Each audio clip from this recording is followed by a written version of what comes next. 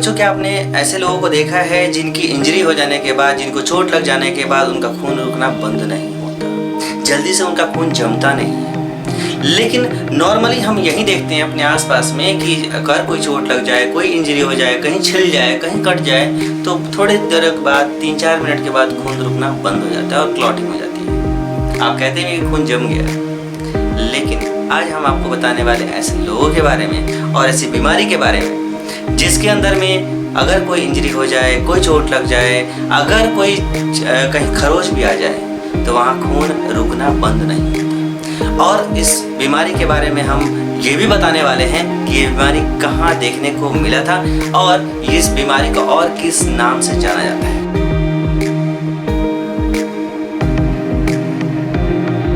दोस्तों, मैं हूं डॉक्टर साबिर और मैं अपने जेनेटिक डिसऑर्डर्स की सीरीज के अंदर में आपके सामने लेके आया हूं कैसे डिसऑर्डर के बारे में जिसका नाम है हीमोफीलिया।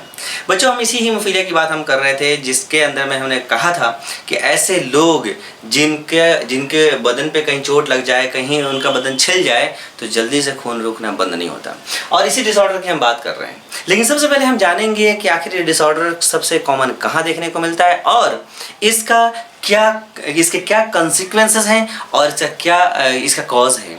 और सबसे इम्पॉर्टेंट बात कि नीट के एग्जाम के अंदर में इस डिसऑर्डर से जब क्वेश्चन आएगा तो किस तरह के सवाल आएंगे। हमारे वीडियो में सारी चीज़ें हम आने वाली हैं, लेकिन सबसे पहले शुरुआत करते हैं इस नाम से। बच्चे, जैसा कि इसका नाम है हीमो और फीलिया, तो हीमोफीलिया के अंदर में दो इसके वर्ड्स हैं।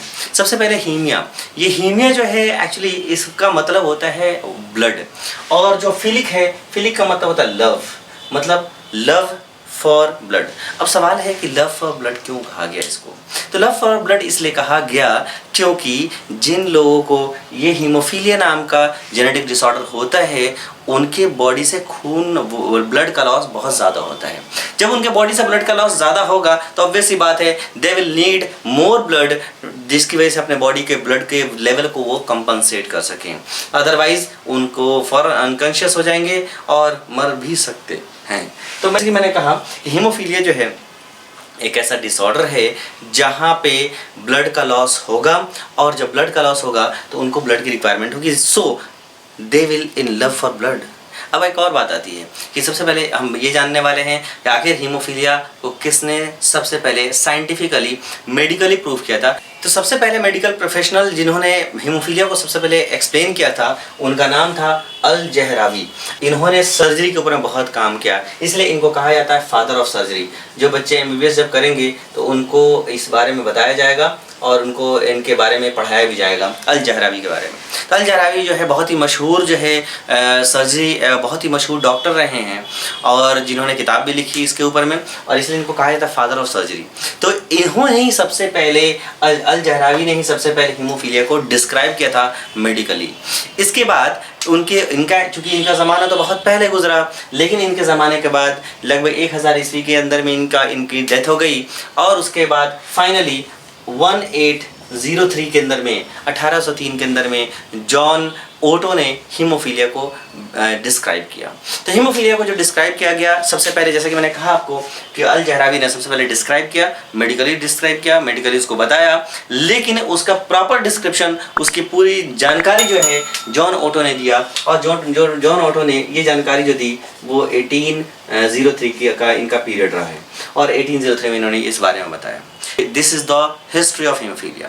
अब हम जानेंगे कि हीमोफीलिया का कारण क्या है और हीमोफीलिया कितने तरह का होता है। चलिए बच्चे, हीमोफीलिया जो है इसको और बहुत सारे नामों से जाना जाता है। इसको ब्लीडर्स डिजीज कहते हैं, इसको रॉयल्स डिजीज कहते हैं, इसको ब्लीडर्स डिजीज कहेंगे, इसको रॉयल्स डिजीज कहेंगे, इसको डिजीज ऑफ हैब्सबर्ग कहेंगे। इन सारे नामों से जो है ना जाना जाता है हमारा हीमोफीलिया।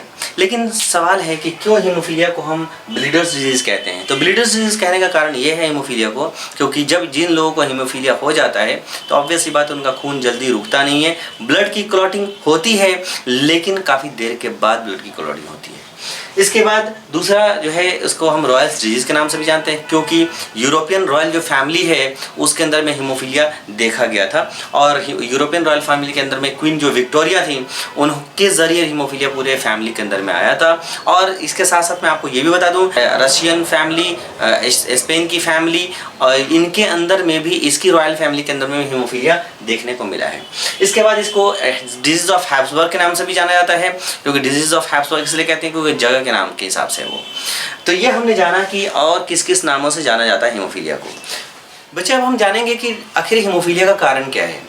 देखो, जैसे कि मैंने कहा कि हीमोफीलिया एक ऐसी बीमारी है जिसमें खून रुकना जल्दी बंद नहीं होता, ब्लड की क्लॉटिंग जल्दी नहीं होती। लेकिन बहुत सारे बच्चों को मिसकंसेप्शन ये होता है कि हीमोफीलिया में खून रुकता नहीं है, जमता नहीं है। नहीं, ऐसा कुछ भी नहीं है। हीमोफीलिया में ब्लड की क्लॉटिंग होती है, लेकिन ब्लड की क्लॉटिंग होने में थोड़ा टाइम लगता है। नॉर्मली जो है लोगों को 4-5 मिनट में ब्लड उनका क्लॉट हो जाता है, लेकिन हीमोफीलिया के अंदर में नॉर्मली ब्लड 4-5 मिनट में क्लॉट नहीं होता। उनकी ब्लड की क्लॉटिंग में लगभग आधा घंटा लगता है। लेकिन सवाल है कि क्या कारण है ब्लड की क्लॉटिंग को इतना टाइम लगने का।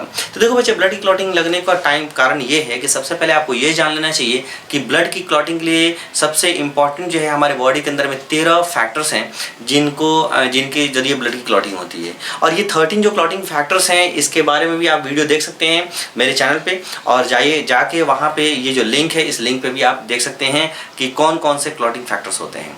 तो जैसे कि मैंने कहा कि 13 जो क्लॉटिंग फैक्टर्स है उसमें क्लॉटिंग फैक्टर 8 और क्लॉटिंग फैक्टर 9।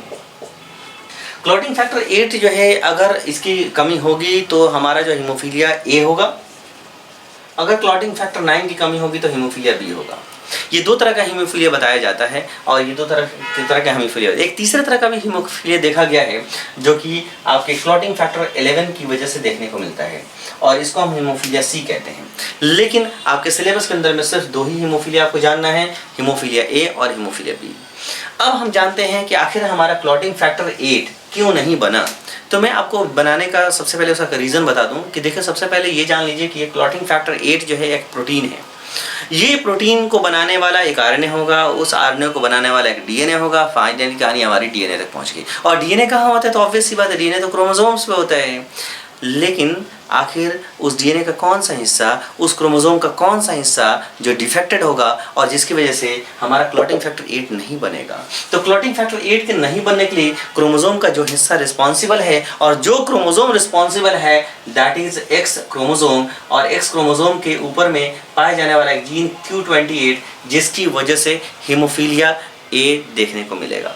तो एक्स क्रोमोसोम के ऊपर में जब Q28 नाम का जो जीन है, जो एक्स क्रोमोसोम के बिल्कुल एंड पे पाया जाता है, क्रोमोसोम के बिल्कुल एंड पे आपको मिलेगा ये Q28 जीन। यहाँ पे अगर इन्वर्जन होगा, यहाँ पे म्यूटेशन अगर हो जाता है, तो इस इन्वर्जन म्यूटेशन की वजह से हमारा क्लॉटिंग फैक्टर 8 जो है नहीं बनेगा, और जिसकी वजह से हीमोफीलिया ए देखने को मिलेगा। इसी तरह से अगर हम क्लॉटिंग फैक्टर 9 की बात हम करें, तो देखो बच्चे, क्लॉटिंग फैक्टर जो 9 है, इसके लिए जो जीन रिस्पॉन्सिबल है वो सेम एक्स क्रोमोसोम रिस्पॉन्सिबल है, और जो जीन रिस्पॉन्सिबल है उसका नाम है Q27। तो Q27 की वजह से क्लॉटिंग फैक्टर 9 नहीं बनेगा, और उसकी वजह से जो हीमोफीलिया देखने को मिलेगा उसका नाम है हीमोफीलिया सी। तो हीमोफीलिया ए और हीमोफीलिया बी के बारे में हीमोफीलिया बी के बारे में मैंने आपको जो बातें बताई वो बहुत इंपॉर्टेंट है, उसको याद रखिएगा। अब एक और सवाल कि आखिर हीमोफीलिया किस तरह का डिसऑर्डर है? ये डोमिनेंट जेनेटिक डिसऑर्डर है या रेसेसिव जेनेटिक डिसऑर्डर है? तो आप जान लीजिए कि हीमोफीलिया जो है ये हमारा recessive sex linked recessive disorder है। सेक्स लिंक्ड रेसेसिव डिसऑर्डर है, और जिस जीन की से इसको रिप्रेजेंट करते हैं उसका नाम है एच जीन। स्मॉल एच वाले अगर जीन अगर होते हैं तो वो हीमोफीलिया कॉज करेंगे। अब इसको हम कनेक्ट करेंगे जेनेटिक्स से, जिससे हमारे न्यूमेरिकल्स सॉल्व होंगे और बनेंगे। लेकिन मैं आपको एक और बात बताता चलूँ कि हीमोफीलिया जो है लगभग मेल्स की अगर हम बात करें, हीमोफीलिया ए, तो हीमोफीलिया ए हर एक 7,500 मेल के अंदर में 7,500 मेल्स में एक मेल को होता है हीमोफीलिया ए। और हीमोफीलिया बी का जो अकरेंस है वो है 40,000 मेल्स के अंदर में, 40,000 मेल्स के अंदर में एक मेल को हीमोफीलिया बी देखने को उसके अंदर मिलेगा। तो हीमोफीलिया ए का अकरेंस है आउट ऑफ ऑल 7,500 मेल्स एक मेल के अंदर में, और ऑल जो है 40,000 मेल्स एक मेल के अंदर में हमारा हीमोफीलिया बी होगा। तो ये मैंने आपको बताया कि what is the cause of haemophilia A and haemophilia B. अब मैं आपको बताने वाला हूँ कि आखिर हीमोफीलिया में किस तरह से क्वेश्चन हम सॉल्व करेंगे और किस तरह से हम इसको रिप्रेजेंट करेंगे।